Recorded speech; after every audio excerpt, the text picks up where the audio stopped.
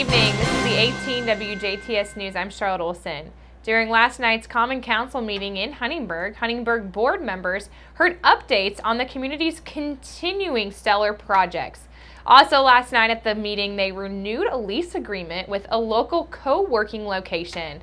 And lastly on the agenda last night, they helped to amend current agricultural zoned land to give to industrial projects. Ray Nihas, a board member for the current blend, proposed a 3-year lease agreement for the property's location on 4th Street, of course located in Huntingburg. Nihas also welcomed the new community director for the current blend, is now Courtney Canese. Canese was noted as being a large asset to co-working operations with past experience, as she was the former executive director of Mentors for Youth. Then the board renewed the 3-year lease agreement and also commended the work being done at the current blend. They also as well saw that they are seeing this as the effect it is having in the community as being very helpful and also helping to boost entrepreneurship opportunities. And the latest entrepreneur opportunities that it has boosted is partnering with the Huntingburg Airport and also an agricultural drone startup. The board then heard updates on the stellar projects which are happening on Market Street and on 4th Street. Scott Skiefker with TSW updated the board on the systematics of the project. He also presented a presentation featuring the final designs of the project with a complete look at the pedestrian promenade, also with the garden walk and construction timeframes. For work, it is being estimated to begin this coming fall after final bids are decided on in the July meeting. Then giving an update on the 4th Street project was Nick John from VS Engineering, stating that the engineering firm is focused on keeping 4th Street accessible during the course of construction. It also wants to help minimize inconveniences that could be present during construction. He also noted that pavers were selected for street lining, citing that the paver application will match the historic relevance of 4th Street. Listed on the National Register of Historic Places, 4th Street is a historic business district that has been restored to a Victorian downtown, housing more than 24 locally owned antique and also specialty shops along the unique eateries.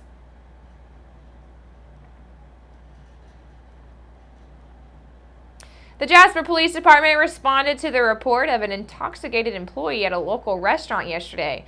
Around 5:30 p.m. yesterday evening, Jasper officers responded to a call that was reported and called in at Taco Bell. The Taco Bell employee was intoxicated and was causing a scene. Upon the officers' arrival, they learned that 36-year-old Marla Kent had been yelling at customers while working. Police made contact with Kent in the parking lot of the restaurant. Police reported that Kent was very belligerent and disorderly with officers and also with customers within the parking lot. Kent was tested at 0.09% on a portable breathalyzer test. She was transported to the DuBois County Security Center where she was lodged and is being held on charges of public intoxication and also on charges of disorderly conduct. Patoka Lake is seeking sponsorship opportunities for the Full Moon 5K, which will be taking place on Friday, June the 9th at 9:30 p.m., starting at the beach. This event will bring in visitors from all over the state as well as surrounding states. And event organizers are looking for donors to support various needs throughout the event. All sponsors will, of course, be recognized at the race both visually and verbally and on the back of race t-shirts. Sponsorship funding will be used to help purchase race day essentials like fruit and food for athletes, flashlights, reflective safety vests, and of course awards. If you are interested in sponsoring the event, please contact Race Director Dana Reckelhoff at 812-685-2447 or email her at dreckelhoff@dnr.in.gov.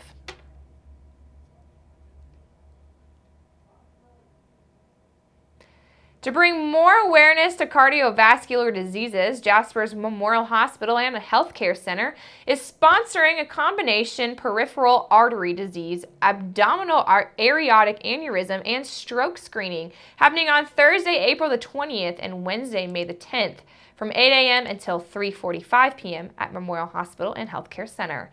The cost of the screening is $90 and pre-registration is required. A 4-hour fast, including not smoking or chewing gum, is also required. These screenings help to allow individuals with certain risk factors know the opportunity to access their health statuses. Peripheral artery disease is the narrowing or blockage of vessels that carry blood to our organs and to our limbs. And nearly 20% of those affected by peripheral artery disease will experience a heart attack, stroke, or even hospitalization. Symptoms include painful cramping in the hip, thigh, or calf muscles during an activity, and risk factors include being over the age of 50 and having high blood pressure, diabetes, or high cholesterol, or even being a smoker. During the screening, participants have their blood pressure readings taken in the arms and also in the ankles. An abdominal aortic aneurysm occurs when the large blood vessel that supplies blood to the abdomen, pelvis, and legs becomes abnormally large or balloons. It can develop in anyone, but is most likely to occur in males over the age of 60. Aneurysms usually develop slowly over many years and oftentimes have zero symptoms. However, the most common symptom is pain in the abdomen or lower back that is severe, sudden, persistent, or even constant. Risk factors include being over the age of 60, having a history of smoking, also having high blood pressure or high cholesterol, atherosclerosis, or a family history of aortic aneurysms. Limited AAA screenings are only available on Thursday, April the 20th, and again on Wednesday, May the 10th for $40. To register or for more information, call Memorial Hospital's Philip R. Dawkins Heart and Vascular Center at 812-996-0553. A brief medical history will be collected to determine eligibility for these screenings. Work One Southwest is hosting its quarterly business seminar from 8 until 9:30 a.m. on Thursday, May the 4th at Vincennes University's Jasper Campus Center for Technology, Innovation, and Manufacturing. Kathleen Lamkus, president and owner of HR Consulting, will examine the challenges associated with being promoted from within and also having to manage former coworkers. She will also discuss strategies to help engage coworkers to help minimize the impact, and will discuss how to establish credibility to allow the new supervisor to be able to move ahead with a new role. The business seminar is free and is also open to the public.